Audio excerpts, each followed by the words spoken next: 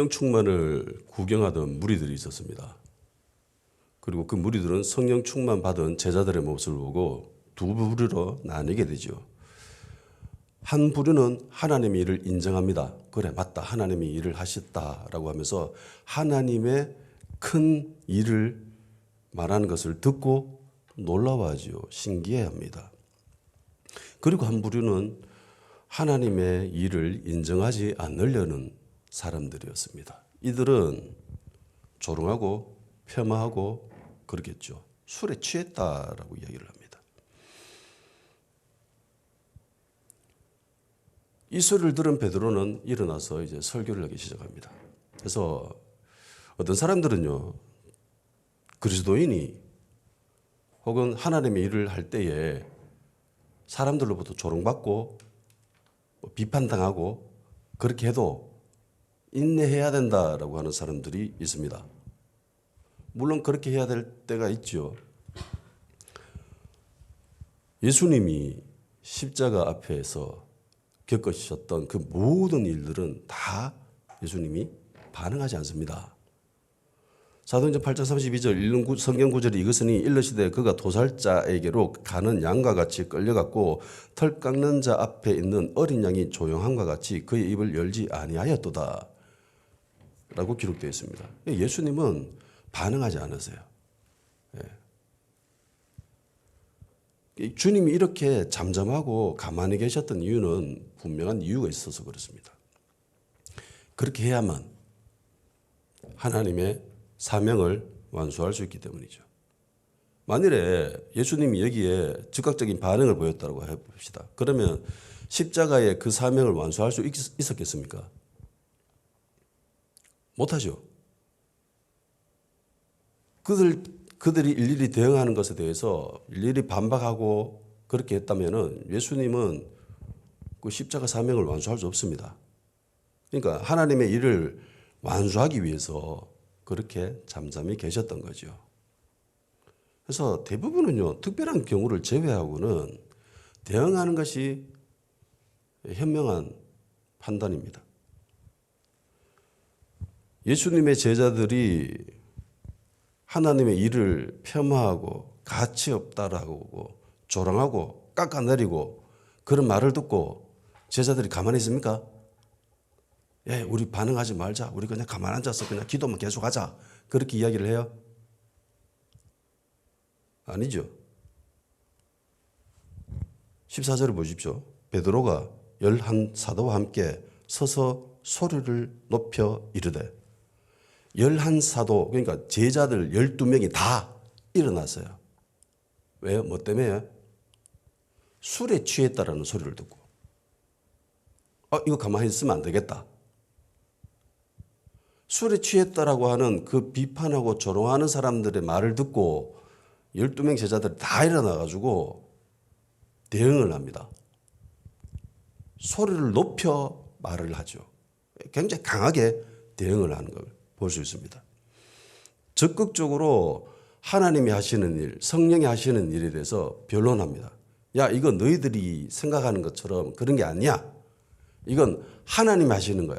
이건 성령님의 역사야 라고 공개적으로 대응합니다. 반박하죠. 어떤 사람들은 시간이 해결해 줄 거다. 가만히 있으면 시간이 해결해 주고 뭐 알아줄 거다라고 이야기하는 사람들이 있는데 그렇게 하지 않습니다. 조용히 기도만 하고 있지 않아요. 적극적으로 강력하게 성령님이 하시는 일에 대해서 변론합니다. 이런 거는 구약에서도 여러 군데서 찾아볼 수 있는 이야기들이 있습니다. 다윗이 그렇죠. 골리앗이 하나님의 군대를 모욕하고 비판하고 조롱하고 막 욕하고 그런 걸 보고 다윗이 가만히 있어요? 다른 사람들은 다 가만히 있죠. 가만히 있는 이유는 무서워서, 두려워서, 쫄아가지고 가만히 있었던 거고 다윗은 비록 젊은 청년이었죠. 10대 젊은 소년이었지만은 가만히 있지 않았습니다. 저 할례 받지 못한 저게 뭐냐 이러면서 내가 쳐 죽였던 짐승들과 같이 쟤도 쳐 죽일 것이다라고 믿음으로 담대히 나갑니다.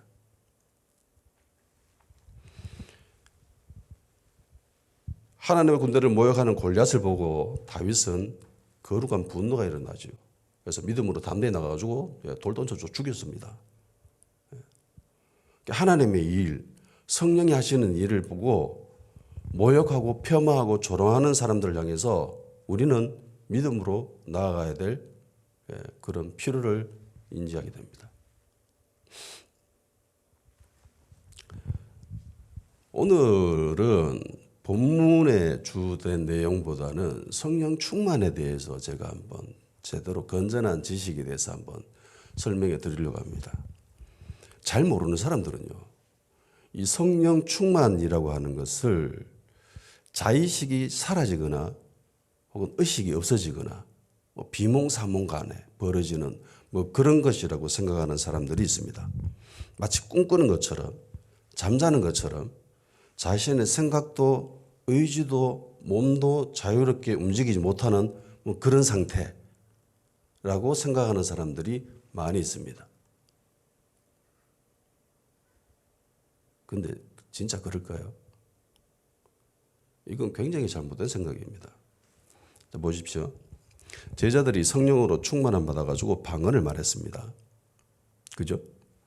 그리고 사람들이 그 방언하는 모습을 보고 성령 충만 받아 있는 그 모습을 보고 어떤 사람들은 와, 하나님이 하시는 일이다라고 인정을 하고 어떤 사람들은 야, 전마들 술 취했구나라고 폄하하고 조롱했습니다. 그리고 그 소리를 듣자마자 제자들이 어떤 반응을 보입니까? 가만히 놓으면 안 되겠네 라고 일어나가지고 큰 소리로 말을 하죠. 그리고 베드로의 첫 번째 설교가 발생합니다. 자의식이 없었으면 이렇게 할 수 있겠습니까? 성령 충만이 마치 꿈꾸는 것 같다. 내 몸도 마음대로 자유롭게 못 움직이는 그런 상태라고 한다면은 이렇게 할 수 있었겠어요? 다 정신없죠. 들어 누워가지고 버벌 떨면서 이러고 있었겠지. 근데 그렇지 않지요. 다 일어나가지고 공개적으로 강력하게 대응합니다. 생각이 있었다라는 거예요. 올바른 판단을 할 수 있었다는 겁니다. 성령 충만함 받아가지고 방언을 말하고 있었지만은 생각은 제대로 하고 있었다는 거고요. 상황 판단도 제대로 하고 있었다는 겁니다. 주변이 어떻게 돌아가는지 정확하게 인식하고 있었다는 거예요.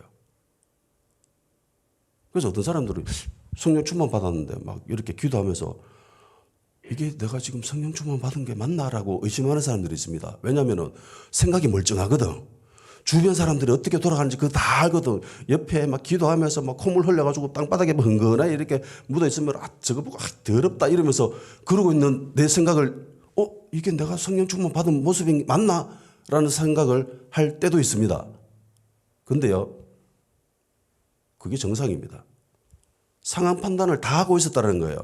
분위기가 어떻게 돌아가는지 다 알고 있었다는 거예요.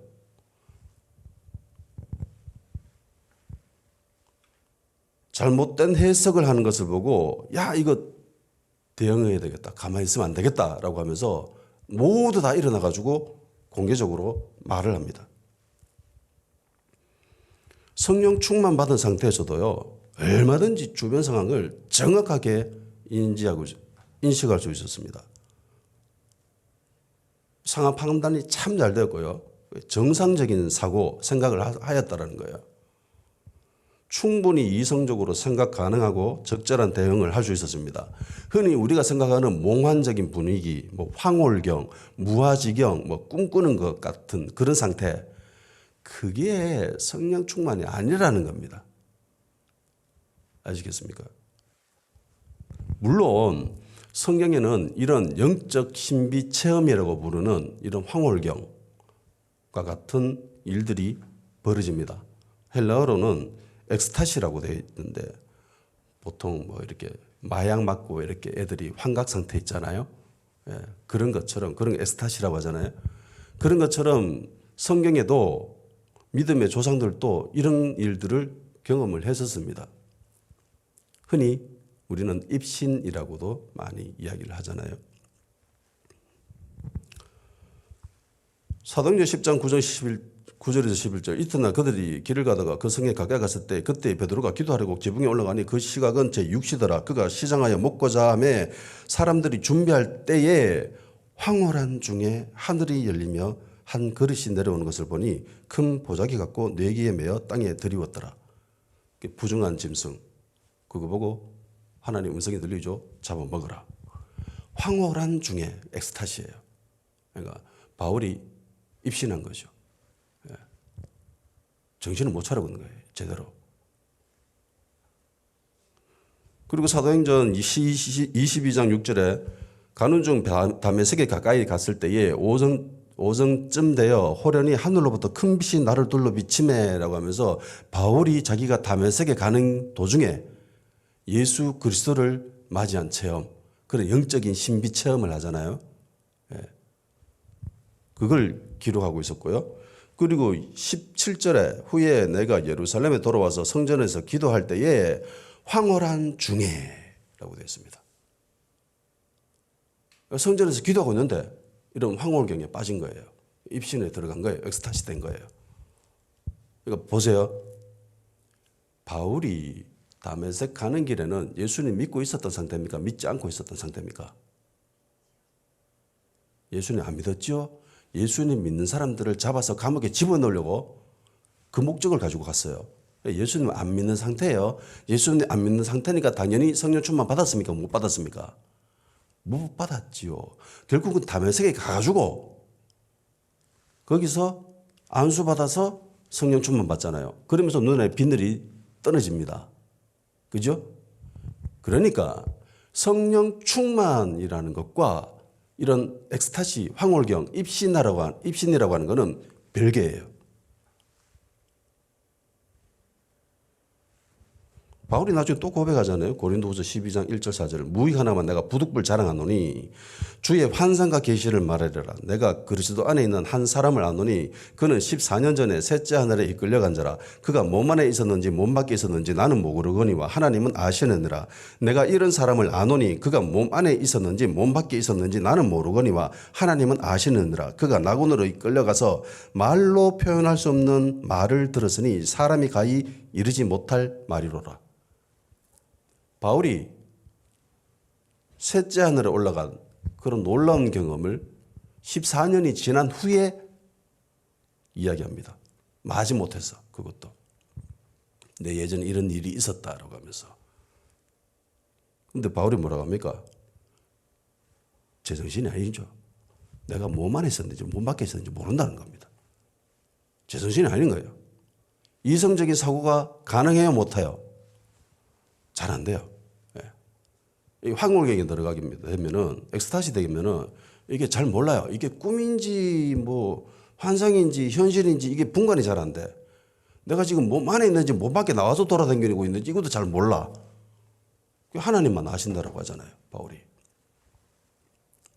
그래서 엄밀히 말하면은요, 성령 충만과 이런 황홀경은 달라요. 상관관계가 없습니다. 무작위로 일어나요. 이런 입신이라고 하는 이런 일들은. 성령 충만과 입신과 이걸 혼돈해서는 안 됩니다. 어떤 사람들은 막 기도하는 중에 뭐 성령 충만 받았다고 하는데 내 정신 멀쩡하고 주변 사람들 다 보이고 야 이게 성령 충만 맞나? 라고 하는 사람들이 있습니다. 왜 그런 이야기를 하냐면은 왜 그런 생각을 하냐면은 입신하고 착각하고 있기 때문이에요. 성령으로 충만해질 때에는요, 뚜렷한 자의식이 있습니다. 내 생각과 내 의지가 반드시 있어요. 그걸 충분하게 할 수 있는 상태입니다. 주변 상황을 잘 인식하고 있고 그에 따라서 적절한 판단도 할 수 있습니다. 분위기 파악도 가능하고요. 적절한 대응을 할 수 있습니다. 그런데 입신은 달라요. 황홀경은 다릅니다. 간혹 집회나 이런 기도회 같은 데에 입신하는 사람들이 있죠. 지 몸을 제대로 못 갈라요. 입신에 빠진 사람들은 자기 몸을 제대로 못 가누습니다. 생각도 잘 흐리멍텅해지고 그럴 때가 많아요. 주변이 어떻게 돌아가는지 지는 몰라요.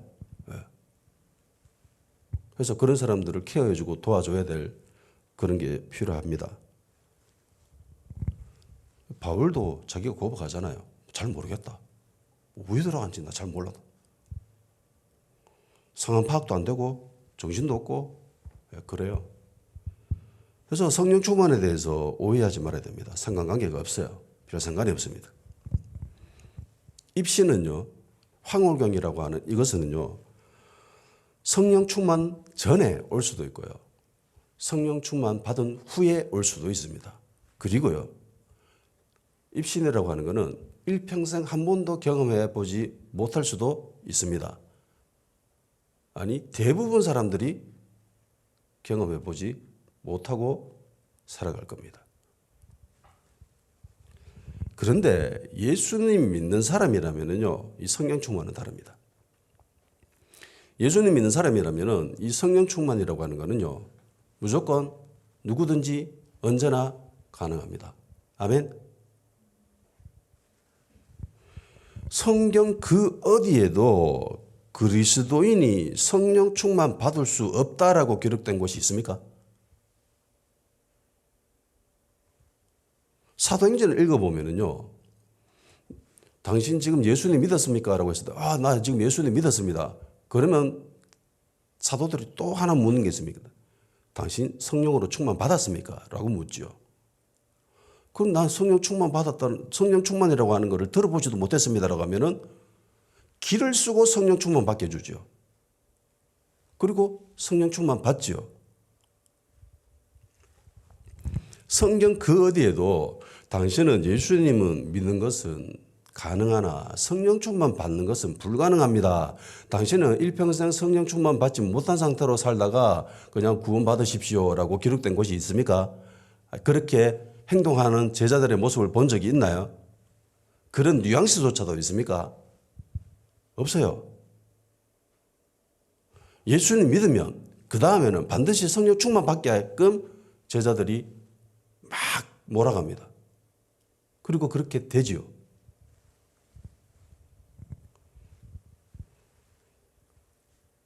입신은 한 번도 경험해보지 못할 수도 있어요. 상관없어요. 입신 받으나 안 받으나 그건 뭐 그렇게 중요한 게 아닙니다. 바울도 이야기하잖아요. 14년 전에 셋째 하늘에 올라가서요, 자기가 고백하잖아요. 말로 표현할 수 없는 그런 엄청난 일을 자기가 경험했대. 근데 뭐라고 합니까? 내가 부득불 말한다. 내가 할 수 없어. 어쩔 수 없이 내가 말한다라고 합니다. 왜냐하면 고린도 교회 이런 문제 때문에 골머리를 앓고 있었기 때문에 은사 뭐 이거 가지고 난리를 지겨가지고 바울이 할 수 없이 이야기를 한 거예요. 입신은 중요한 게 아닙니다. 아멘. 어떤 사람들이 뭐 교회 지도자급이 되는 사람들이나 뭐 장로님이나 권사님들이나 뭐 집사님들, 목사님들이 간혹 뭐 지옥 갔다 왔다, 뭐 천국 갔다 왔다, 천국에서 이런 말을 들었다라고 이야기하면서 막 자랑하는데 그거 다 믿지 마십시오. 절대로 다 믿지 마십시오. 무조건 성경 말씀과 비교를 해야 됩니다. 검증을 해야 돼요. 저 사람이 하는 말이 천국에 갔다라고 하는 저 말이 성경 말씀과 부딪히는가 부딪히지 않는가 그거 철저히 검증해야 됩니다. 그거 검증하지 않고 그냥 다 믿게 되면은요, 잘못된 거에 빠지게 됩니다. 그래서 바울은 여기에 대해서 되게 조심스러워했다는 겁니다. 우리가 믿고 따라야 될 것은요, 말씀밖에 없어요. 말씀이 진리죠. 뭐 입신하고 환상하고 뭐 그거 보고 그게 진리 아니에요. 그게 믿음의 척도가 아니라는 겁니다. 누차 이야기하는데 은사는 그냥 있으면 좋은 거예요. 근데 그 은사가 그 사람의 믿음을 결정짓는 게 아니거든. 절대로 아닙니다. 그 사람의 신앙의 수준을 평가하는 게 그 사람의 은사가 아니에요.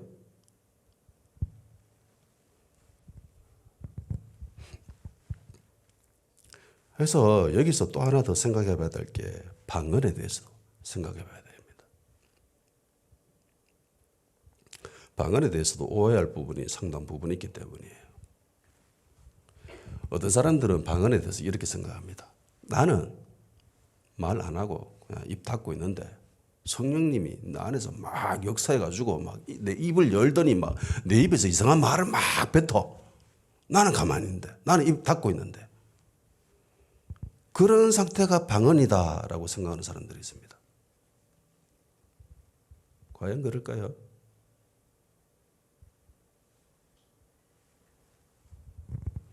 나는 말 안 하고 있는데, 나는 입 닫고 있는데 성령님이 억지로 강제적으로 내 입을 열어가지고 말하게 하는, 이상한 말하게 하는 게 그게 방언일까? 초대교회의 성도들은 모두 성령 충만 받았습니다. 그리고 모두 다 방언을 했습니다. 그죠? 아까 전에 성령 충만에 대해서도 이야기했지요. 어떤 상태였습니까? 입신의 상태가 아니라고 했습니다. 무아지경의 상태가 아니라고 했어요. 그럼 방언하고 있으면 이 사람들의 상태는 어때요 지금? 똑같은 상태죠. 똑같은 상태입니다. 뚜렷한 자의식과 생각이 있는 상태입니다. 상황 파악 가능하고요. 적절하게 대응할 수도 있고요. 즉각적으로 말할 수도 있는 그런 상태입니다. 방언하다가 말 딱 듣고 이거 잘못됐는데 라고 딱 일어나가지고 바로 유대인들이 알아들을 수 있는 말로 설교를 하잖아요. 그러니까 내 의지로 그걸 닫을 수도 있고 열 수도 있다는 겁니다. 이해가 됩니까?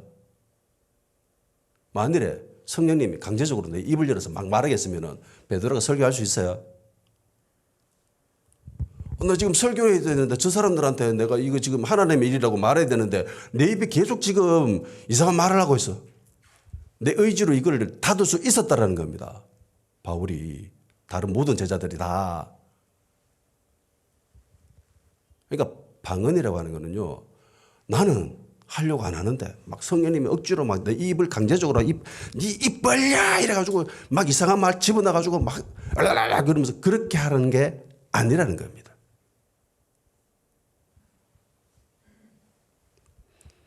오해하지 말아야 돼요. 방언에 대해서. 내 입을 열어서 내가 의지적으로 말을 하면은요, 내 입에서 이상한 말이 나오는 게 그게 방언입니다. 이해가 되십니까? 내가 내 입을 닫아버리면은요, 성령님은 역사하지 않습니다. 하나님이 어떤 걸로 통해서 하나님의 일을 하십니까? 우리의 순종을 하십니다. 그죠? 나는 순종 안 하는데 하나님이 하나님의 일을 만들어가는 거 본 적 있습니까? 순종하지 않아서 하나님의 일을 실패하고 무너뜨리고 그렇게 하잖아요. 그러니까 하나님 다 순종으로 통해서 하시는 거예요. 믿는 자들의 순종을 통해서 하나님의 일을 만들어 가세요. 그런데 생각해 보세요. 순종이라는 게 뭡니까? 내 생각으로 이것을 해야 되겠다고 결정을 하고 내 의지로 행동하는 거죠. 그죠?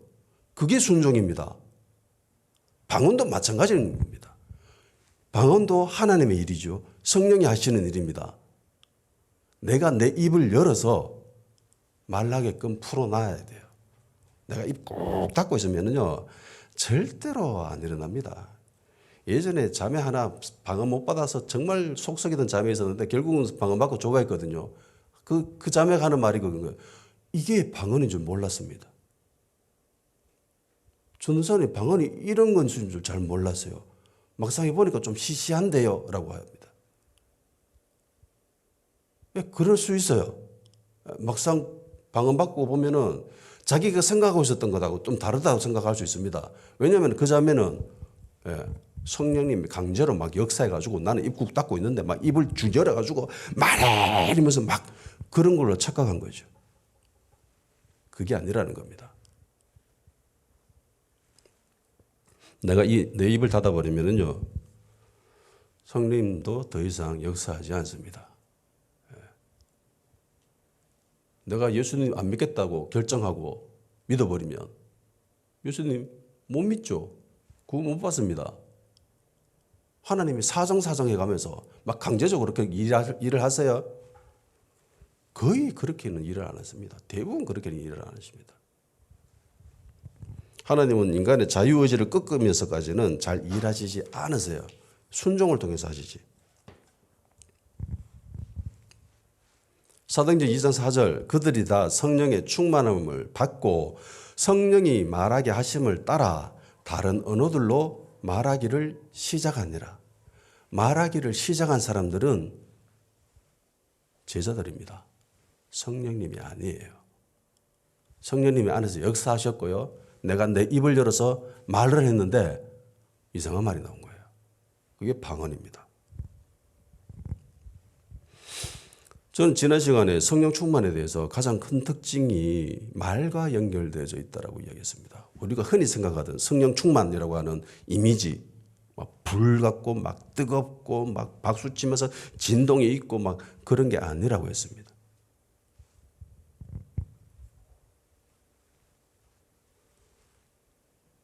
바람 같은 소리였고요. 불이 있었는데 혀처럼 생겼다고 하죠. 그리고 방언이 있었습니다. 이 다 말과 연결되어 있습니다. 결국 성령 충만이라고 하는 것은요. 결국에는 뭐냐? 그 끝점에는 말씀이 있습니다. 왜 방언이 있죠? 왜 방언을 하게 됐죠? 복음 전해야 되니까. 말씀 전해야 되니까. 내가 저 나라 언어를 모르는데 성령이 역사해가지고 내가 알지도 못하는 언어로 막 복음을 전할 수 있게 됐다는 거예요. 그걸 그냥 상징적으로 보여주는 거예요, 이게. 결국은 말씀입니다. 그래서 최고의 은사는요, 말씀입니다. 아멘. 뭐 치유하고 뭐 귀신 쫓아내고 뭐 그 괜찮아요. 좋죠. 있으면 좋은 거예요. 근데 없어도 별 상관 없습니다. 우리 구원받는데 그게 그렇게 중요합니까? 그렇게 중요하지 않죠. 말씀이 제일 중요합니다. 대한민국에 있는 이단들이 왜 이단이 됐습니까? 걔네들한테 신유의 은사가 없어서 그래요? 축사의 은사가 없어서 그렇습니까? 걔네들한테 기적이 일어나지 않아서 그러는 거예요? 뭐 때문에 걔네들이 이단입니까? 말씀의 기준에서 벗어났잖아요. 그래서 이단인 거예요. 그래서 제일 중요하게 생각해야 될 것은 말씀입니다. 성경 말씀이에요. 과연 이 말씀이 성경에 기록되어 있는 저 말씀과 맞나? 저 목사님이 하는 저 설교가 성경에 기록되어 있는 이 말씀과 같나? 부딪힘이 있나 없나? 그걸 따지는 게 제일 중요한 거예요. 제 설교도 성경 말씀과 비교 분석을 해봐야 됩니다. 맞나?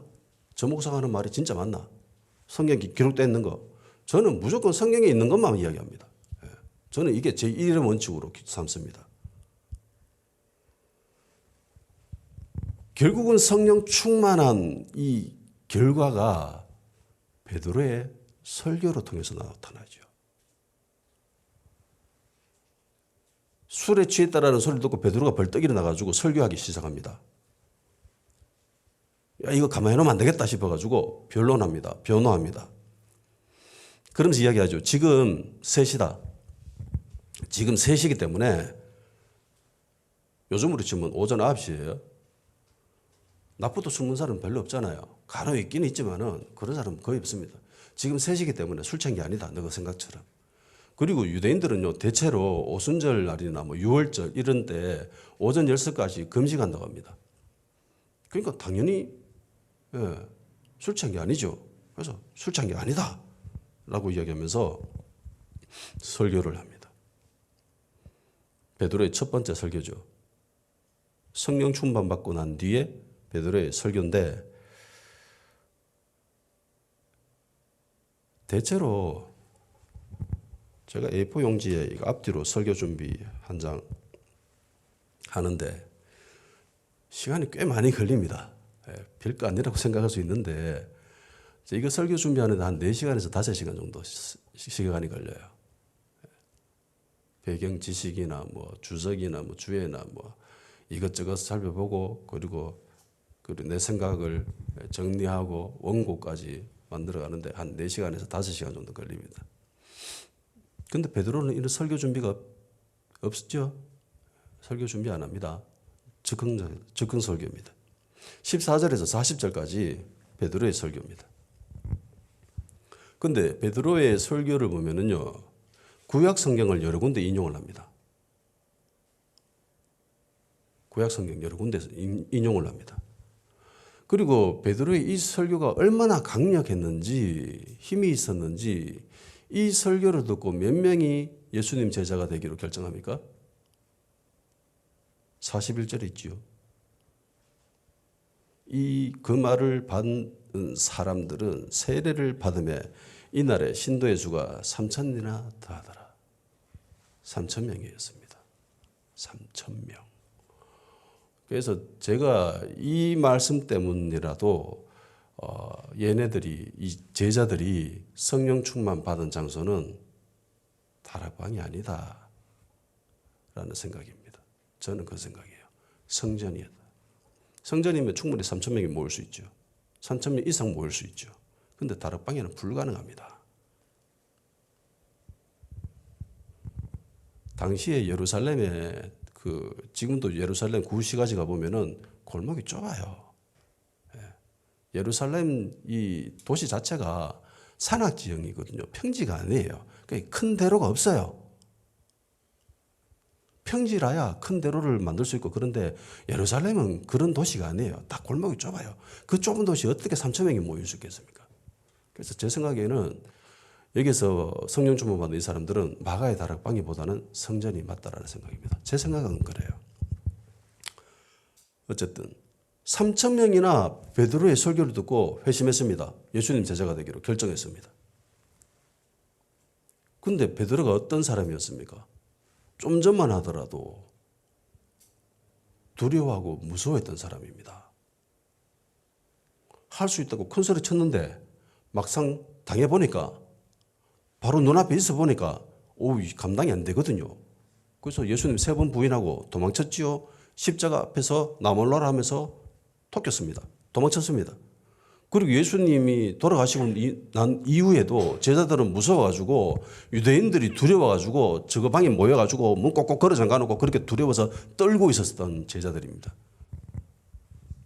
자기들도 혹시나 예수님 그 패거리라고 인정되면은 목숨이 위태로우니까 그렇게 무서워했죠.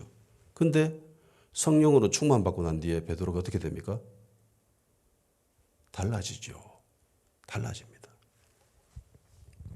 말씀을 전하죠. 굉장히 담대하게 전합니다. 예수님 때문에 두려워했는데 지금은 예수님 때문에 담대하게 말씀을 선포합니다. 너도 믿어라 이러면서. 그래서 성령 충만 받은 사람들의 모습을 보고 한쪽 편에서는 술에 취했다라고 이야기하죠. 술 취한 사람과 성령 충만 받은 사람의 그 모습을 보면은 유사할 수 있다는 겁니다. 비슷할 수 있다는 겁니다. 근데 근본은 다르잖아요. 근본은 다른데 비슷한 부분들이 좀 있어요. 있기는.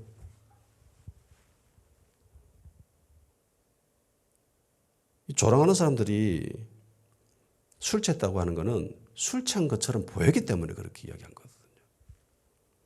제가 생각해 봐도 좀 비슷한 부분이 있어요. 이 대표적인 게 성령 충만 받으면 담대해지죠. 그러니까 흔히 겁을 상실합니다. 겁이 없어요. 무서운 게 없어요. 굉장히 담대해집니다. 그런데 술 취한 사람도 그렇습니다. 술 취한 사람 봤습니까? 저는 주변에 술 취한 사람도 많이 봤거든요. 굉장히 담대합니다. 용감해요. 무서운 게 없어요. 제가 이걸 언제 뼈저리게 체험했냐면은 예전에 선교 집회를 주관하면서 뭐 기획하고 뭐 총무 역할하면서 이렇게 다 계획 짜고 그렇게 했던 때가 있어요. 집회를 마무리 짓고 모든 걸 다 정리하고 그다음에 수고했습니다. 이러면 잘 끝났습니다. 이러면서 인사하고 그러고 이제 집으로 돌아가는 길이에요. 왕복 4차선에 8차선 도합 굉장히 넓은 도로예요. 밤 12시가 다 돼가지고 집에 간다고 가는데 횡단보도도 아닌데 밤 12시 되면 차들이 굉장히 빨리 지나가요. 도로가 넓었기 때문에 넓은 도로는 차들이 더 빨리 지나가잖아요. 쌩쌩 달려가는데 한 아저씨가, 나이 한 50대 아저씨가 횡단 그 도로 한가운데를 지나가는 거예요. 차 피해서 이렇게 가는 게 아니라 두 팔 벌리고 노래 부르면서 막 느긋하게 이쪽으로 갔다가 또 저쪽으로 갔다가 지그재그 하면서 막 정말 즐겁게 뭐 중간에 간혹 춤추기도 하면서 정말 즐거워 보면서 행복해 하면서 도로를 건너가는 거예요. 차들이 쌩쌩 지나가는데. 그 부분도 깨달았죠. 와, 담대하다. 와, 저 사람 정말 담대하다. 제정신이면 저렇게 건너갈 수 있겠어요? 차들이 80km, 100km씩 막 그렇게 다는데 밤에, 그것도 깜깜한 밤에 횡단보도도 아닌데 무단횡단하면서, 그것도 빨리 지나가는 것도 아니에요. 눈치 보면 이렇게 가는 게 아니라 거기서 마음껏 즐겨요. 마치 무대 위에 있는 것처럼. 그걸 보고 깨달았죠. 그래, 담대함이란 저거다. 물론 술 취한 담대함과 성령 충만한 담대함은 근본적으로 좀 다르지만은, 예수 믿는 사람이라면은 성령 충만 받아서 저 정도 담대함이 있어야 되지 않겠나. 정말 감동받았거든요, 저는. 그 아저씨의 모습을 보면서. 베드로가 성령 충만을 받아서 이렇게 담대하게 변화됩니다. 이렇게 된 궁극적인 이유는 성령 충만이죠. 성령 충만 받았기 때문에 이렇게 변화받았던 겁니다.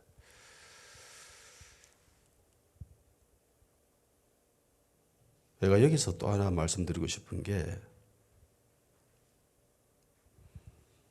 성령 충만 받는다고요, 내가 모르던 하나님 말씀들이 막 떠오르고 생각나는 게 아니라는 겁니다.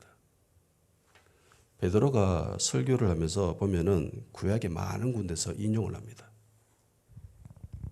이게 베드로가 이 말씀들을 배웠다라는 소리예요. 공부했다라는 소리예요. 들어봤다라는 겁니다. 그렇기 때문에 이 설교가 가능한 거예요. 자기가 한 번도 들어보지도 않았는데, 보지도 않았는데 이런 설교는 할 수 없습니다. 그러니까 성령 충만이라고 하는 거는 막 입신해가지고 막 내가 모르는 것도 막 나오고 이런 게 아니라고 이야기했죠. 그죠? 그러니까 베드로가 이런 설교를 한 이유는 그 전에 여기에 대해서 충분히 공부가 되어 있었다는 소리예요. 왜냐하면 유대인이라고 하면은요, 누구나 토라, 성경을 공부해야 됩니다. 누구나. 그러니까 유대인들이 어린아이를 가치 없다라고 많이 폄하하거든요. 왜 그러냐면은 어린아이들은 율법을 배우지 못했기 때문에, 얘는 인간으로서 제대로 된 구실을 할 수 없다라고 생각한 겁니다. 그만큼 유대인들은 율법을 굉장히 중요시 여겼어요. 율법을 아는가 율법을 모르는가, 거기에서 인간이 제대로 된 인간인가 아니면 제대로 된 인간이 아닌가, 이걸 결정하는 거예요. 그냥 유대인이라면 여기 다 아는 거예요. 그리고 예수님의 제자들이 주님을 따르잖아요. 주님을 따랐다라고 하는 거는요, 평소에 이들이 메시아에 대한 열망이 가득했다라는 소리입니다. 제자들이 직접 이야기하잖아요. 와봐라, 내가 메시아를 만났다라고 이야기합니다. 야, 갈릴리 무슨 선한 게 나겠냐 이러면서 이야기도 하고, 그리고 며칠 예수님과 함께 있어 보니까 맞다라고 인정을 하잖아요. 아무것도 모르는 상태에서 막 새 속에 빠져가지고 막 속새 삶이 너무나 즐거워서 막 그렇게 하고 있는데 예수님이 야, 나 따라와라고 했을 때 갑자기 막 뭔가가 나와가지고 내 머리가 뒤집어지고 막 내 생각이 달라져가지고, 그래가 예수님을 따랐다는 게 아니라는 거예요. 평소부터 말씀에 대해서 익히 알고 있었고요. 메시아에 대한, 그리스도에 대한 갈급함, 갈망이 있었던 상태입니다. 그런 신학적인 지식과 그런 것들이 있었다는 거예요. 그 상태에서 예수님이 콜한 거예요. 그리 따라갈 수 있었던 거예요. 아무것도 모르는 상태에서 주님 콜하면은 그게 뭐고? 뭐지? 메시아에 대한 열망, 갈망이 없는 사람은 주님을 못 따릅니다. 자기 인생 포기 못하지요. 젊은 부자 청년 관원 보십시오. 포기가 됩니까?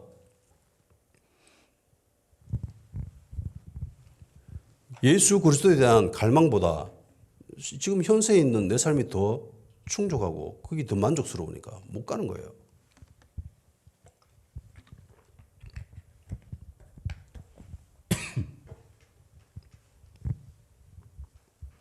물론 간혹 그런 사람이 있을 수도 있어요. 예. 성경을 한 번도 보지도 못했는데 갑자기 성령 충만 받아가지고 막 말씀들이 막 몇 장, 뭐 10편 몇 장, 몇 절 이러면서 막 떠오르가지고 막 이렇게 보일 수도 있어요. 하나님 하시는 일이니까 그럴 수도 있지요. 근데 대부분은요, 그렇지 않습니다. 대부분은 말씀에 대해서 아무것도 모르는 상태라면은 성령 충만 받아도요, 몰라요.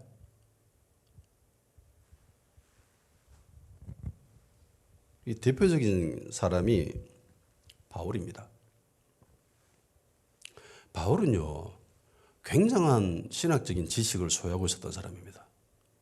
가말리엘 문화에서 하나님을 향한 열심이 굉장한 사람이었습니다.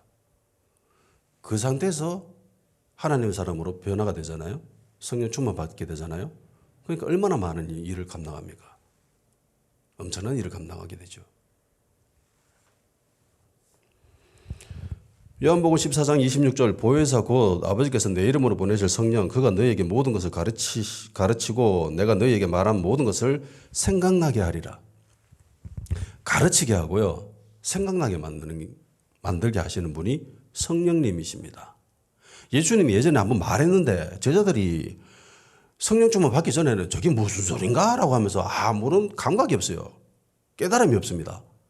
그러다가 나중에 성령 충만 받고 난 뒤에 이게 이 말이로구나 라고 깨닫게 되죠. 그 일을 성령님이 하셨다는 거예요.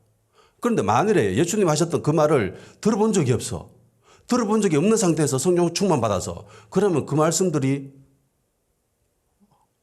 안 깨달으시죠? 들어본 적도 없는데. 그러니까 내 믿음의 그릇을, 내 신앙의 그릇을 결정하는 것은요, 성령 충만이 아니에요. 굉장히 중요한 역할은 하죠. 그런데 그게 전부가 아니라는 겁니다. 그 전에 말씀에 대해서 충분히 듣고 배우고 공부해야 된다는 겁니다. 그 상태에서 성령 충만 받게 되면은요, 굉장히 하나님이 기뻐하실 것이고 하나님의 일을 큰 일을 감당할 수 있는 그런 사람이 될 수 있습니다.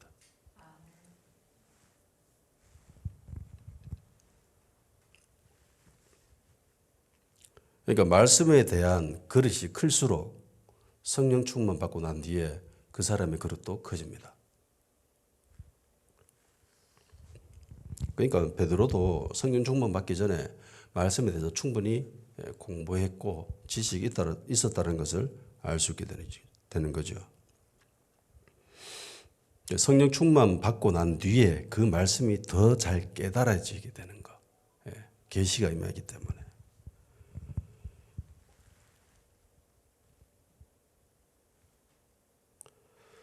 오늘은 여기까지 하도록 하겠습니다.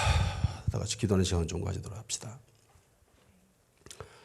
성령 충만에 대한 올바른 지식을 허락해 주심을 감사하며 말씀에 대한 지식, 배움의 진보가 있게 하여 주시고 그리고 성령 충만 받았을 때 하나님께서 사용하시기에 합당한 그릇이 될 수 있도록 주님 저희들을 은혜를 베풀어 주시옵소서.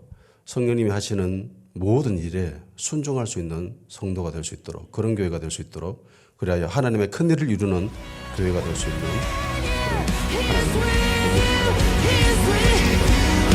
하나님의